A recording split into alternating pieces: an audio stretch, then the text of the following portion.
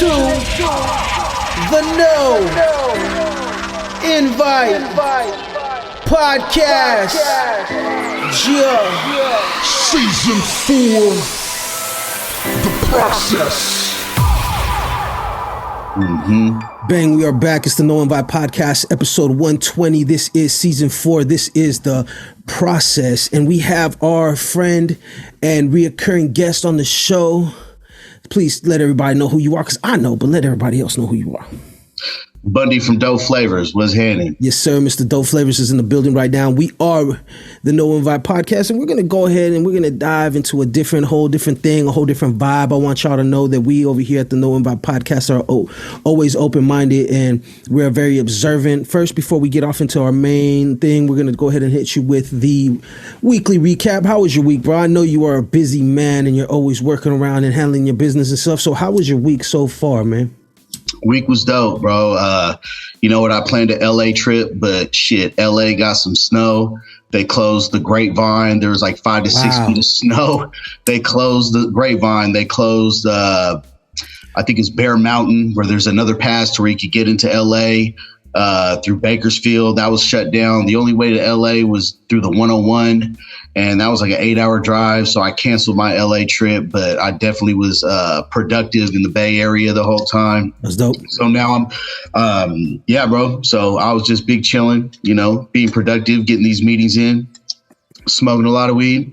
Kicking a lot of weed, kicking it with the fam. And yeah, bro, how was your week? Partaking. Mine was good, man. Mine was good. You know, I just recently found out I'm gonna have to, well, I ain't gonna say I just recently found out. I kind of knew, but you know how you can't really just say these things into your for sure, because, you know, anything could happen as far as when it comes to the wonderful, miracle of child's birth and stuff like that. So, you know, your boy's very much blessed. I had a blessed weekend. I just been staying busy. I've been in my acting and writing bag a lot. So I've been trying to, you know, dip and dive in that, because pretty soon I'm going to be having a couple of little short films coming out, you know, which your boy is probably acting and directing tag on there, and writing too, depending on what it is. But, you know, I've been working, man. So the week has been blessed. Really no complaints, man. I smoke a lot of weed too. You know what I mean? That's right. And I got that little challenge, you know what I mean?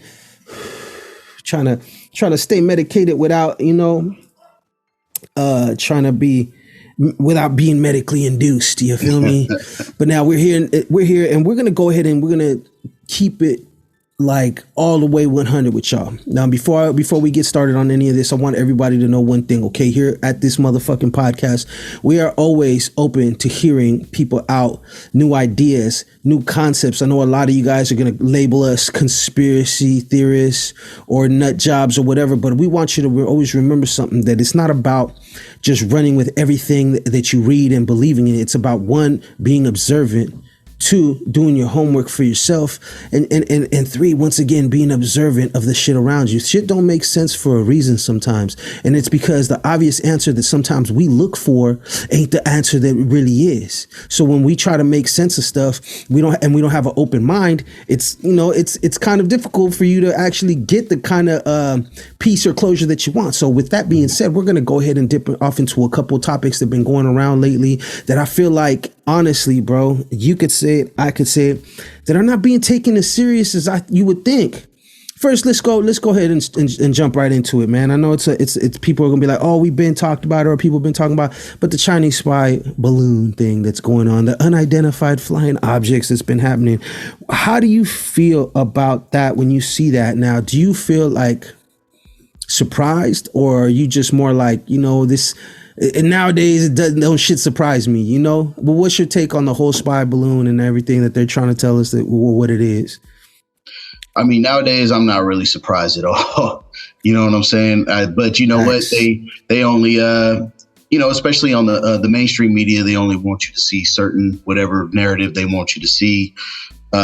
Just, you know, going forward, like, I'm the type of person who is open-minded and tries to step back and enlarge my scope on certain things, certain concepts, and certain incidences that happen in the world today. I'm the type of person to be like, oh, this happened to whoop-de-whoop. well, I'm going to be like, well, what did whoop-de-whoop do? Or what happened to whoop-de-whoop? What led to this, to whoop-de-whoop? And, just get playing. I always play devil's advocate. You got to. You can't just, there's side A, B, there's probably side C, and then there's the truth that we may never know. Mm-hmm. So when it comes to Chinese spy balloons, I think there's spy balloons all the time. I think people got satellites. Everybody got hella shit in the air, bro. Like, that's without a doubt, whether it's Russia, China, Mexico, America. Our own selves to each other. Yeah, AT&T, T-Mobile, you know what I'm saying? Like, corporations. There's probably a lot of corporations that got satellites up there that we don't even know, just because they probably work with certain governments, and then we don't even know. We're just the public. Why do we need to know about corporations aren't public, they're private. We would possibly know about government satellites, but that's when they want to tell us. Exactly. So, when they want to make a fuss about it. Yeah. So when it comes to like the Chinese satellites, I can't see how they would get blown off course all the way across the Pacific, when them flying over like Hawaii. I think they were making a big deal of it flying over Montana. And these are places where there's military bases or there's nuclear silos. And I think they got it flying over North Carolina.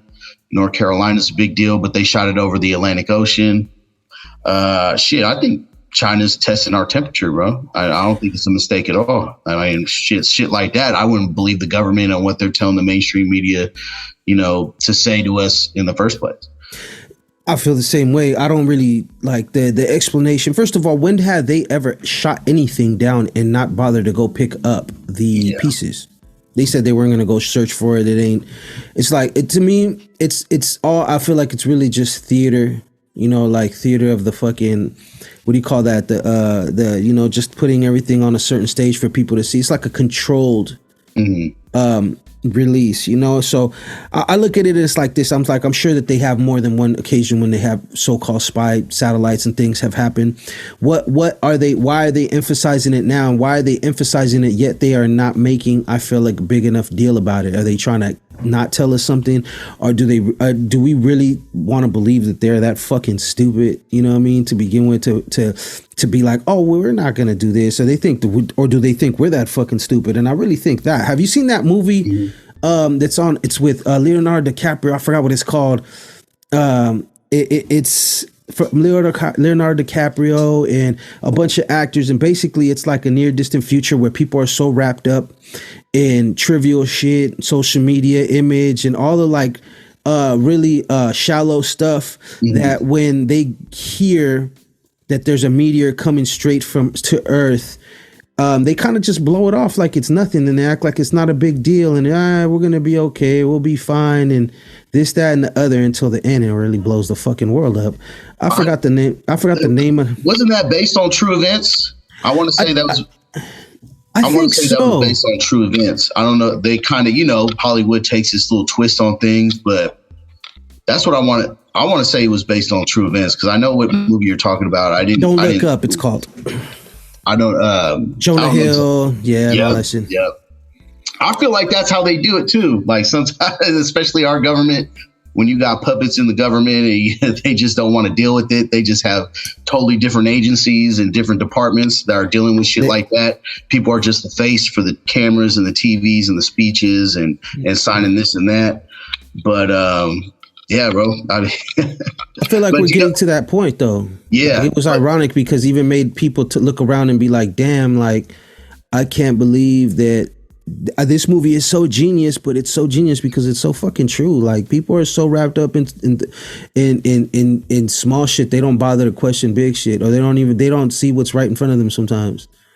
I think we've been bombarded with so much stuff, and, through social media, television, just so many things happening, especially since the pandemic, as a population, as a society, we've been desensitized. Mm-hmm. And I think we've been fashioned for that on purpose when things like that happen, to where, it's blow over, this thing's going to blow over, especially when, speaking about the Chinese spy balloons, that could have been a distraction.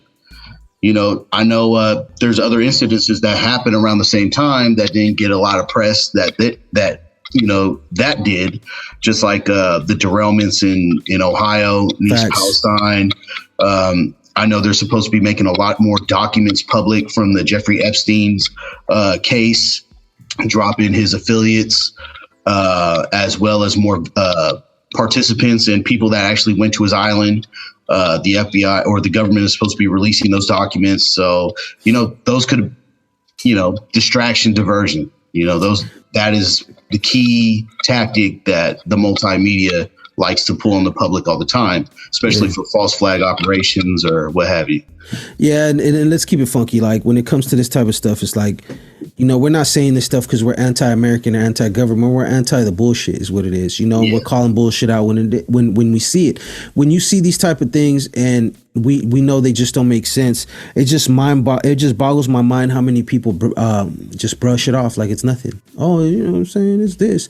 Even small stuff. Like they just had a study that came out that said that it's without a doubt the diet that we eat in America that's giving us all these diseases and cancer. So think of it like this: the biggest, what's it called? Big pharma corporations are from out here, and we're their biggest market. Do you think that they're really gonna give us something that's gonna cure us? No, hell no. It's business. If it was like a nonprofit or something where they just really can never really get that rich or powerful off of it, it wouldn't be nothing. Of course they would. They'd be like, yeah, let's save lives, but they're not doing that. And I really feel like the way that they treat the people, and they do things like that, is why there's so much damn ignorance. Because either people don't stop giving a fuck. They see it. They see shit's phony. They see it's fake, but then they just feel helpless. They don't know what the fuck to do. If big pharma is curing people, they're cutting into their profit margins. Yeah. So you see them on their own toes. Yeah, exactly. You see them with the vaccines.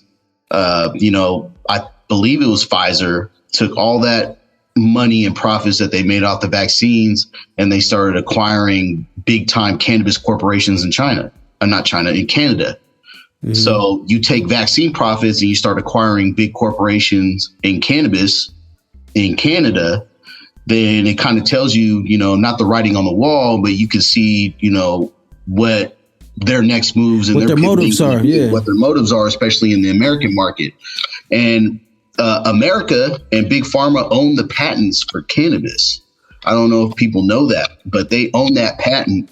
And, there's got to be a reason why they won't deschedule, because obviously they're still profiting off that. Mm-hmm. So they have it. They have the patent. They got it tucked, but they're keeping it illegal. So you got to kind of ask the question why.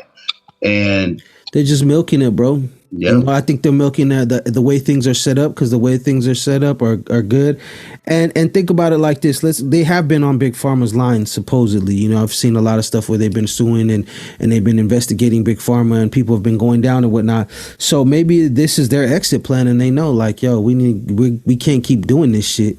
So, something eventually is going to give it. People, I don't know what else it's going to take, but I'm just saying, like, maybe they're thinking that, or maybe they're like, yo, what's a way to get people more willing to consume our products? Oh, you know what? Let's add them as additives and all this bullshit. Like they said, all the stuff that's extra in our food, we don't need that shit. A lot of countries have banned it. Europe has banned a lot of chemicals that we use on a daily. In our food, chemicals in our food. It's not like it's chemicals of whatever, chemicals like sprays or stuff that we make for cleaning products. No, this is in our food, the shit that we eat. And it's just sad, yo. I was talking about it with my friend today. We're in the car just tripping off that alone. It's like, dude, they give you this shit. They either one way or another, you're gonna be, for lack of a better word, a battery, like the Matrix. You feel me? You're not giving energy. You're consuming. Yeah. Giving your dollar. That's why it's another reason why I always stress about importance about where you put your money at. Now, I'm not saying that we are all perfect, because look at me with my computer and my phone. I'm never going to be holier than now, but we definitely as consumers have a lot of power, and I think the pandemic showed that as well. And that's how, America grooms their society to be the perfect consumer. And that's why you see, these health issues and problems only in America.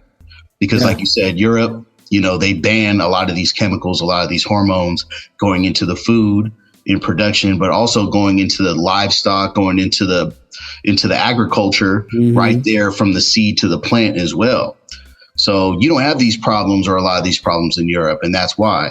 Yeah. But when it comes to America, since we have such a diverse population, we have one of the biggest populations in the world, the government or the powers that be, the corporations that, control the government are be like, how can we make your citizens, your taxpayers, the perfect consumer to keep consuming, to keep buying, to circulate those dollars, because those are legitimate wages to where that goes back into their pockets.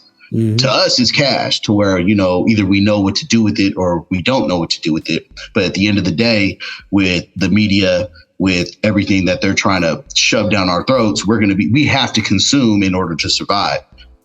Well, there's not many options. Think about all this, there ain't too many options when, and if there is options, they're much more expensive, and to have these options. So it's very much, you know how it is, bro. At the end of the day, we have to find our way. We are what it is. We're a democratic, or whatever, a republic or whatever you want to call it, but we're a democratic society, and but more than that, we're really, I think that's taken a second place. Democracy is taking a second place to consumerism. So, and what do you call that? We're capitalists. At the end of the day, this country was founded on making money. So these corporations just get entirely too big and try to stretch a dollar and justify a lot of the stuff that they probably don't fucking need, and by cutting corners, who's going to see the effects of that? It's going to be the consumer. It ain't going to be, you see these corporations, something happens, they go down, they lose a motherfucker's pension or some Enron shit happens. Maybe one or two guys go, but everybody else is good. And everybody else has something to do with it on one scale or another, especially with the way they were paying themselves. So it's just, we see it for what it is. This is the conspiracy hour. You guys, I know a lot of people that like to label that. I don't mind the label, but I don't look at it like people try to use it because, they'll try to, because you're open to ideas. You're not saying that this is facts. We're not like, this is, we're aware of things. And, people like to use that to slander or to try to make somebody look crazy. It's like, I don't think there's countless examples throughout history of conspiracy theories that actually were true. And you know what? I like using the term truth seeker because, conspiracy theorists, that was a label and a term to classify or categorize people that wanted to seek the truth, that didn't want to believe just what the media was giving them or exposing to them. It was a way to discredit them. The other side. A way to discredit them. Yeah, to make them look like, oh, these guys are crazy, or they're what do you call that? Fanatics or shit like that. It's like zealots or whatever the fuck. That's kind of why they developed that term. That's why I don't mind it, because I don't take it that way. But people also got to be understanding of that too. That the way you use things, the way you say things, only perpetuates certain shit. And you're right. It's just speaking the truth, man. At the end of the day, people want what everybody else wants. They want peace. They want health. They want to be successful in the stuff that they do. They want to have the opportunities to go and pursue that happiness and everything else, like it says in the Constitution and whatnot. So, with that being said, what else do you feel like about, what else were we talking about, bro? I forgot. We were saying some other shit too. It wasn't just this. It was, we did this. We talked. Oh, we didn't really talk too much about East Palestine, and I know that a lot of people have a lot of different theories, and I know there was a lot. It was how many total besides Palestine that had derailments? I think it was like 4 or 5, right? There was like 4 or 5 derailments. There was like semi trucks with toxic waste being hit or exploded in the middle of the highways at that time. There's been explosions at like refineries across the Appalachian and around the Midwest, a lot of industry states. And, I don't believe in coincidences, especially in this country. So either one, it's, you're trying to, all these incidences are happening. It's obviously polluting the air. It's polluting the land. It's polluting the water.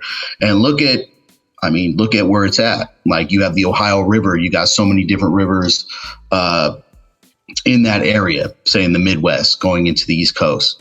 There's a lot of farmland there. You know what I'm saying? So you got to think about kind of like how I said, I like to step back, broaden my scope, and look at it. Because nothing just happens. Yeah, because I don't believe in coincidences. So either, you know, I got two different theories, like, you know, just got in my mind, you know, especially with these type of incidences back to back. Either, you know, we're being attacked or is purposely happening to eliminate, you know, some type of a person, group, or section of people. And what I kind of narrowed it down to is that, all right, so if you got all these pollutants and all these incidences polluting the air, the water, the land, then you're eliminating small farmers compared to big time industrial farmers. So ones that could bounce back and take a hit and be like, oh, we'll be fine. Yeah, exactly. You're eliminating that middle class, and that's what the elite or the upper echelon, that's what they want to do to us at all times. They want to eliminate the middle class because we are the threat. You know, when black and brown people, persons of color, you know, people from, you know, impacted by anything, try to get some type of wealth and spread it, you know, throughout generations, we are that threat to the elite. So when it comes to farming, I feel like that's a tactic. You know what I'm saying? If it's not a tactic against our own people from our elites, then it may be a tactic from China. You know, we've been in a Cold War with China since 2012, 2013, whether it's cyber attacks, you know, they're stealing our technology. They're infiltrating our cities, our politics, influencing our tech sector.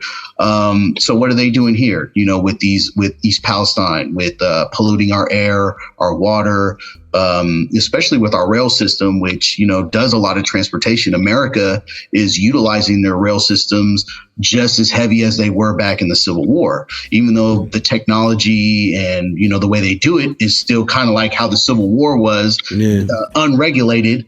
You know, they want to, you know, they want their profit margins too, but is it safe? Are they, you know, it's not regulated enough to where it would withstand an attack, say, you know, hypothetically from China. So that's my second version, that it could be a Cold War Chinese tactic attack from China, kind of pretty much attacking our infrastructure, attacking our supply chains. Well, and it does make it does definitely, you do definitely make a point with that. You know, it feels like an attack because it's, like you said, it's all of a sudden either these trend derailments happen is more than we think, and people, they just don't really hype them up or report them, or there's no way that they use that many within you know that time frame, and it was not something that was coordinated, or at least coordinated between whoever the case is. And like the same thing with the tying it to the spy balloon and stuff like that. After for those people, spy balloon incidences. So it could the spy balloon be a distraction? Could it be legit? Could it be real? It's like, to me, I don't understand why they didn't shoot it down way before. They wait until it got to the coast to shoot it down. It's like, with all the technology you have, you mean to tell me you couldn't identify what it was and shoot it down way before it flew over all these critical places that you didn't want it to fly over, supposedly? Mm-hmm. So does it feel like it was even legit like that, and it was something to cover up this or that? I mean, it just for all the way this country in America boasts, and we're the most technologically advanced, and we're the most this and we're the most that, they really didn't have a lot of fucking answers for us. And it kind of, if they're really worried about keeping people in line, you would think that they would, no, they're doing exactly what they're supposed to. Cause as people, we're not exactly, seeking truth all the times. I think we're seeking comfort. We're not seeking truth. So comfort and convenience is kind of like the killers right now for me. I tell people all the time, it's like anytime we try to create something for convenience, it really has a harsher negative effect. I'm not going to say every time, but a lot of times when we try to create things to make our life a little bit more convenient, fast food, whatever the case might be. And you know what? Fast food is different in our country, obviously, with the chemicals and everything that they put in the food. So, but like that's just kind of just me being observant, like you said, stepping back and looking at stuff, and it just makes me think, like, we know it happened. Obviously, people had photos, civilians had photos and stuff like that. But do we really know that it was what they say it was? You know, is it something that they're pushing a narrative for whatever? Was it a distraction? I don't know. I couldn't call it on that one. And these are the questions we should be asking. Like, you know, whether you call us, you know, truth seekers, conspiracy theorists, like, hey, these are good questions. Like, is this possible? You know, what would it take to do this? Is China capable of this? Is our government capable of suppressing this information? Because I know damn well if they straight up said, oh, it's a Chinese attack on our infrastructure, us as a people, as a society, would be on the warpath. We'd be pressuring our politicians to be like all out war, like we need retaliation. And do we really need that right now? And you know, it's especially with the state of our economy. You know what I'm saying? There's the economic war going on in Europe. You know what I'm saying? That's been going on. I don't know if you want to go into that rabbit hole, but you know, we got time. So, I mean, shit, our economy hasn't been really that strong, allegedly, since Trump. You know, as soon as Democrats or Biden went in, you know, we've been giving everybody on the rest of the world either more money or more leeway. So all those deals when Trump was in office, all those deals with Russia, all those deals with China went out the window. Yeah. So, you know, right now, Russia is a major superpower when it comes to energy, when it comes to food. They're controlling. They got everybody by the balls over there, and one of the main reasons why back in, and I was keeping up on this.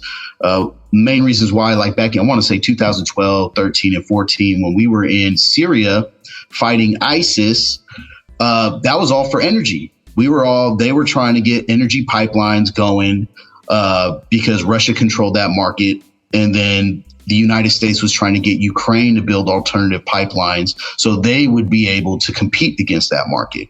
So we all know that Russia wasn't having that. And that's why that's one of the main reasons why we were in Syria fighting ISIS, you know, because of those energy pipelines.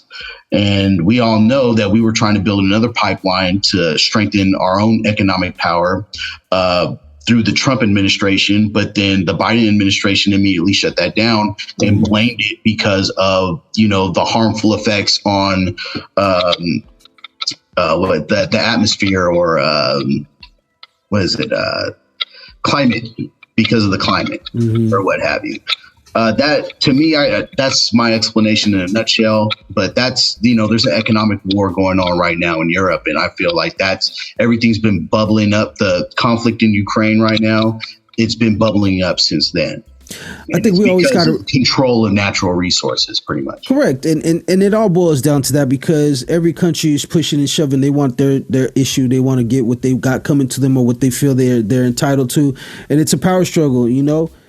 These superpowers are pretty much trying to be top dog instead of trying to maintain. You feel me? Everyone's pushing for position and whatnot. It's you gotta think of it like this, bro. These motherfuckers are really running shit like it's death row. You feel me? Like it's death row records. You know, when it comes to the government, I'm sure that they got people that they answer to. Obviously, you know, people that pay their bills and whatnot, but at the same time, while they're in office, they're shaking and moving. They're making deals for themselves. They're getting rich. They're doing what, you know, they're doing. They're cutting corners. They're investing in shit that they know privy to ahead of time. They know what the fuck they doing. See, and that it's just, to me, it's very critical that people understand that. And when they say, "Oh, I can't do nothing," really, the only thing that you can do is your what do you call it?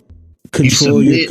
And you consume, just go with the flow. Because I mean, just like I tell everybody, man, America is the biggest gangsters in the world. Yep. Like, there's a reason why we the biggest gangsters in the world, bro. And it's like, would I rather be on the side of the biggest gangsters in the world, or second and third place at this point, the way the world is going nowadays?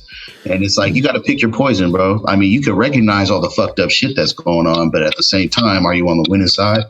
You know? I mean, and it's sad. It's fucked up, but it is what it is. And that's why I tell people all the time, look, it's really, like I said, it's all boiled down to money. This is how this country was founded. It's democracy, and it's also what's it called? Capital. We're capitalists, right? So the power is in, you know, getting that generational wealth, creating things where you are in control and you are ownership of them, because that's the only way that you could actually maneuver through the garbage. You know, they set it up for like, oh, you got to have money, period, in this world or in this country if you really want to be taken seriously, if you want to reap better benefits for you and your family and all those things. But you know, we're not just talking about a couple dollars. We're talking about money. You know, we're not. That's why you said like you got either you're making a lot of money or you're maintaining. You know, and because they're wiping away the middle class, like you said, they're trying to wipe it all away. So what I tell people is like, look, your consumer dollars matter. You know, so that's the only way you're gonna hurt anybody in here, because the minute that you stop getting the products that they feel, you know, they start throwing out some flops. Now it's like, oh, we gotta change, we gotta do something, we gotta, you know, maybe it ain't gonna be like the you can't defeat the beast, but you know, maybe. You know, when you're more pickier with your dollars and you're more pickier how you live your lifestyle and what you consume and how you react, because we all know that people, the way they go to the internet and they fall out with their family members over shit because of politics or whatnot. It's like, look, man, that's exactly why you ain't gonna get where you want to go. You got to let that shit go. At the end of the day, you have to take care of yours.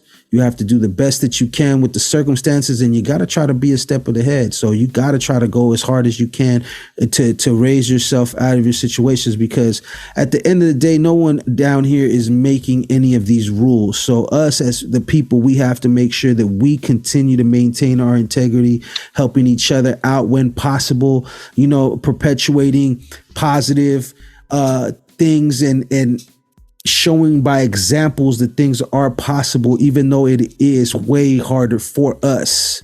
I really like how you said, you know, really choose your consumer dollars wisely, because like you said, if you go against the beast, you're going against the corporations, you know, that control most of the consumer products. But if you choose your consumer dollars to buy local, to buy small mom and pop, buy from the middle class, the lower middle class, from each other within the community, that right there would harm and would build us up and our people up, you know, for generational wealth. Because, you know, like I tell other people too, like during the pandemics and the lockdown, they wiped out a bunch of the middle class right there with restaurants, with services that you needed to go to, you know, face to face within the community. Be like, no, you can't operate. No, you can't go there. No, DoorDashers can't work past 6 p.m. because there's curfews. Now, who is that harming the most? It's not corporate. It's not the higher elite, the upper echelon that controls those small businesses or even those medium-sized businesses or facilities. It's us. It's the small mom and pop businesses. So when you control and have better choices of your consumer dollars and you go local and small mom and pop, small business, I mean, that's, you know, that right there is the way to go. And I like the way you said that. I appreciate it, man, because really it's just from being observant. Like I said, one thing that I did notice is that when the pandemic was on and you couldn't go to certain places or get certain goods and services, a lot of people took it upon themselves to start their business and start handling their shit, right? And what I seen was like that more communal money, where the money was circulating within us and within businesses and brands that really needed that push, that were getting overlooked before because they weren't as big or they weren't as established as these other brands. At the end of the day, I feel like economic empowerment is how and the only way, because you don't have to totally go bad, but you could play the game and actually raise yourself and your people out of certain things. You know, you got to try. You know, I'm not nowhere here saying that it's easy or it's going to be a cakewalk. We know already people that look like me and you have to work harder. We have to work double. We have to deal with more rejection and with more shit falling through. But the difference is our mentality and our mind state. How are we going to respond? Are we going to allow that and just, you know, go with it? Oh, you know what? Get docile and let the people or them or whoever it is, the powers that be, have their way. Nah, you gotta fight your battles on a smaller scale. Of course they're gonna try to hurt people if you try to organize and stuff like that. We've seen countless examples of that, but we do have other ways, you know. And I kind of, you know, it could be, you know, capitalistic, I feel like, and still have some morals. I feel like just like how we're saying, when you get too big, you fear losing that power. You fear losing that dollar, and then you cut corners. And when you do that, you already know when cut corners, and you a salesperson, it's not you, it's the consumer that's gonna feel that. Mm-hmm. You know, you're gonna sell more. You're gonna sell more. It won't be as great, but you're gonna get your dollars somehow, one way or another, because you got the manpower and the money to fund your shit and keep going. See, like us, like how we were saying with the farmers, how many times, you know, how many blows can they take before it's over for them?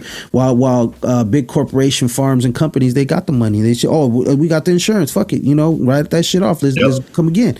So they got the long game. They play the trench warfare, even though they could be wrong as fuck. They could be illegal as fuck until they're found out guilty in a court of law or the public exposed. They're going to lie straight to the public's face and still push their product or still push their agenda or whatever it is until they have to apologize, until they have to, by law, stop. Until more and more people, they lose more cases, like the Johnson & Johnson thing. Like, we grew up, we're using that product. We're using baby powder when I used to put it on our babies, for Christ's sake. Like, and now they're saying it causes this and it causes that, and they had a lawsuit. But does that lawsuit really fix anything? Is that money that they already got for their insurance or their lawyers and stuff like that? It's nothing to them, you know. The Roundup.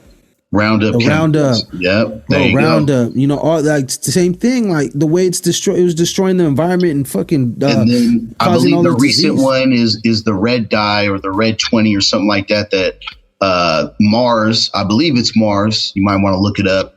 But Skittles, Starburst, they use this red dye that was found out to be causing cancer back then, and they were supposed to stop using it in their products. And then I believe last year they just got indicted, or they just got in trouble pretty much because they were still finding it in their products, and that product or that chemical specifically still causes cancer.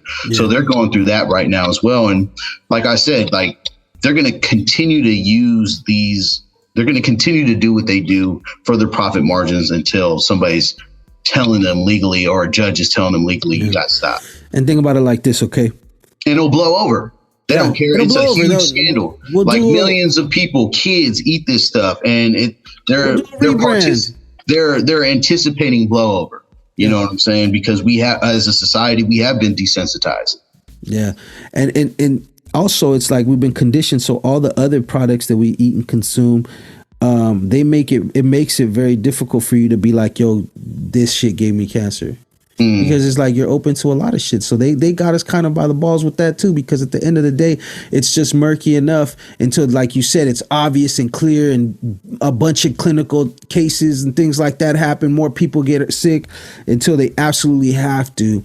Then they'll apologize. Then they'll pay their little whatever it is, fines and whatnot.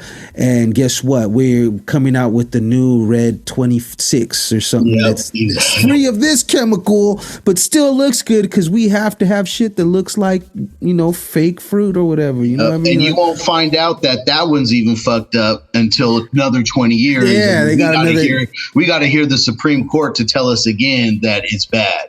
Yeah, I'll give you another example of what recently just happened too. Is the Mormon Church was just recently fined by the IRS $5 million because the IRS, which is pennies, the IRS found that the Mormon Church was hiding $32 billion in shell companies.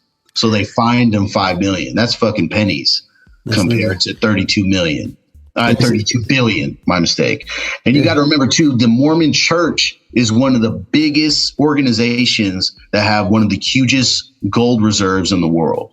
So, gold. Yeah. So that means they got power.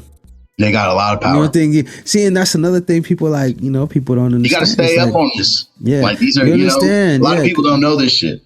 And that's another thing. Like I said, once again, I you know, I'm not a religious person, but I don't knock people that are religious. But I always tell people, man, if you go to a place that's hella nice and it's hella you know, expensive and it's brand new, and you see the congregation and they don't look right. But first of all, it you know, that's a temple. If we're going by Bible and biblical stuff, that God said that do not make idols. You know, do not indulge in you know, that. So, you know, like already I just, you know, there's been so many scandals when it comes to the church on all kinds of different levels, whether it's Christian and Catholic combined.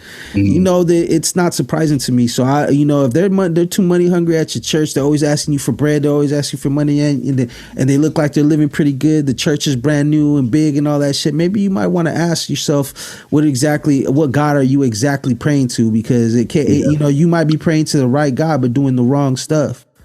And then, you know what I mean? You go into a spam folder. He ain't trying to hear you. Yeah. A religion is, at the end of the day, a religion is an institution. And an institution's sole purpose is to gain revenue, to generate revenue. So that just goes to show. That's why you see the pastor, you know what I'm saying, with the crocodile skin loafers and stuff like that, and the big car. You know, I mean, I'm going to tell you like this. I can't really look at all the real estate they have. The Catholic Church, the Mormon Church, all the churches and temples they have. That's all real estate that they own all throughout the nation. So that there goes your real estate capital right there. You know, that's their portfolio. On top of all the Mormon Church got gold. You know, what does the Catholic Church have as far as assets and whatnot? Got cases is what the motherfuckers got. They got a bunch all of over cases. the world. All over the world. It's like their thing. It's like they do a world tour or some shit, you know? Damn near. Bundy, bro, I appreciate you for being here. I know you said you got a dash, you got stuff to do, and I can't even be mad at you because I should be doing the same thing. But, you know, we had to stop and check in with you. I'm glad we actually got a chance to talk about something different because I always have you on the podcast and we always talk about what you got going on because you do a lot for the community and you're doing a lot, you know, in the cannabis industry and stuff. But it's always cool to get you here and we just shoot the shit about some stuff that Right on. I like talking about controversial topics. You know, it's usually the saying goes, it's like you don't talk about politics, religion, and science. And I think we covered all three for the show today. Yeah. And you know what? For the most part, like I tell people that I try to keep my podcast tries to be a podcast. It's like a healthy distraction from what's going on. You know, we talk about all kinds of stuff. We keep it light. But I've been plenty of times where we have talked about similar topics and issues and things like that because this is not fear mongering. This is for you to be be aware and to just exactly and just to know what's around you and be observant and to see the things and you know, it's all right to have questions. We live in a democracy, like they say. So if we live in a democracy, you're supposed to question things. I would rather be fucking told like you're stupid and be proven wrong than be proven right for a lot of this shit. You know what I mean? But that's just what it is. And, you know, and I'm a realistic person. I don't take this with me and get depressed or nothing because you know what? I'm still fully alive and capable of doing anything that I need to do. And the best thing to do is, like I tell people, is to try to find a way somehow, start a business, create something. We're all creative people, you know, have something that you own that's yours and be able to capitalize off it so that you could get some kind of, you know, some kind of wealth, some kind of ownership of the things that you know, a lot of the people don't do. A lot of people don't own their homes. A lot of people don't own their own vehicles and stuff like that. It's not even about that, but it's about having stuff and owning things that will matter and will help you throughout, you know, your years and whatnot. And you could hopefully land it and give it to your children, you know. With that being said, bro, tell them where they could find you at. So you can find me at _D_flavors. Dope_flavors dopeflavorsllc.com. If you're in the 925 area, dopeflavorsdelivery.com will come straight to your doorstep within an hour. If you want the merch, if you're liking the merch, dope flavor merch, dopeflavorstore.com. If I could give one strong suggestion when it comes to broadening your scope and just critically analyzing everything, critically analyze your history, because history will tell you a lot, especially because history does repeat itself in one way or another. Facts. So critically analyze your history, not just what you learned in the history books. You know, there's a lot more information underneath that, or it's the iceberg. You only see the tip of the iceberg, but there's a whole lot more elements and it's movements. It's a lot deeper than you think, fam. For sure. So critically analyze your history, whether it's in business, whether it's in government, whether it's in science or religion. You're going to find out a whole lot more. That's facts, man. I couldn't agree with you more on that. Be observant, study your history, and like I said, just, you know, pay attention. You know, it's all right there for you. You may not always get all the answers because there's so much at play, but at least you'll get, if you're observant, you could see the writing on the wall sometimes, and you could see things, and it'll help you in your everyday life, maybe just to maneuver, make better choices, you know, and do things that you need to do for yourself and for your family. You can find us on Instagram at no_invite_podcast. You could also go to anywhere that they stream podcasts. We're pretty sure we're there. Just type in No Invite Podcast. We should pop up. You see the smoking mic. You know what I'm saying? That's me. I appreciate you having me on, man. Yeah, I'm looking forward to the next one. Me too. I am too, man. And we definitely gonna do some more. I wanted to get some of the ladies on. You know, a lot of them are busy right now doing things. This was kind of a last minute thing. I literally hit you like a couple of hours ago just to see if you was able. Stay ready. Yeah, you got to stay ready, bro. With that being said, you could also go to our YouTube page. Go to there, subscribe to our channel at RiBirth Media Films, RiBirth Media Films with a Z. You could holler at us there. Subscribe, slander us. We don't give a damn. But as long as you're watching, we're okay with that shit. So with that being said, we are out. Episode 120, season 4, The Process. We out.